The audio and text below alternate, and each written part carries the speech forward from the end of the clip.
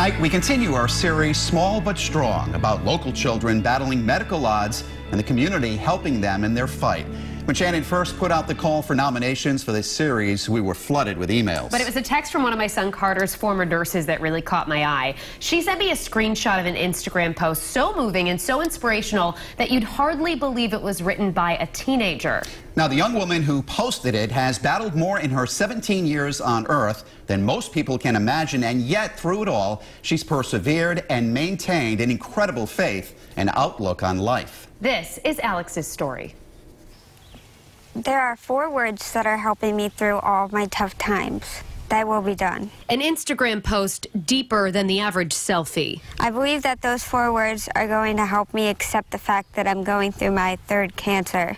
That I'm not only going to be a 2-times cancer survivor, but a 3-times cancer survivor. Alex Wilson says she felt empowered to post, hoping just maybe by sharing the most vulnerable part of her, people would understand. How many comments did you get? I got about 139 and I got 526 likes. That's probably like 300 more than I've ever gotten. A 3rd battle with cancer may have stripped her of her hair, her school life, her social life, but not her determination to fight. I'm going to embrace the natural beauty that God has given me. That scar and burn on my neck isn't ugly because it tells a story. After 12 years of being in remission, Alex thought she was in the clear. Then a lump in her neck shattered that feeling of safety. I think that was my birthday party. But anger is an emotion she refuses to let in. I feel like being angry is it just distracts everything. It stops you from you're unmotivated. There are so many things I could be doing, but if I'm angry, I'm not doing it.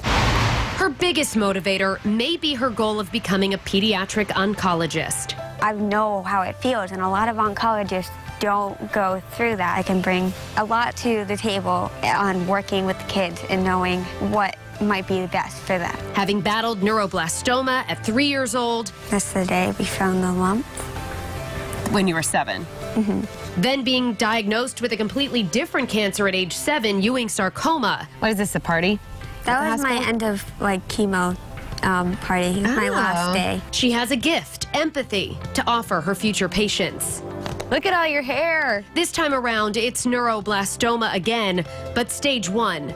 The treatments are working because the tumor has gotten smaller, and I think that it's not even there anymore. Alex is confident she'll kick this cancer to the curb, just as she's done in the past. And her confidence shows on social media in the pictures of the true beauty she's come to embrace. It makes me feel more confident when I post without a hat on, no makeup.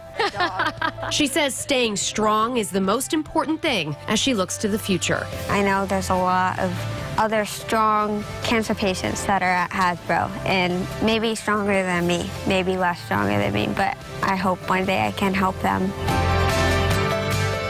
She's a beautiful girl inside and out. And this time around, Alex says the doctors are also treating her with immunotherapy antibodies meant to prevent the cancer from coming back. You can read more about that treatment and the kinds of cancers Alex has fought and continues to fight on WPRI.com. You can also find a link to submit a nomination for Small But Strong.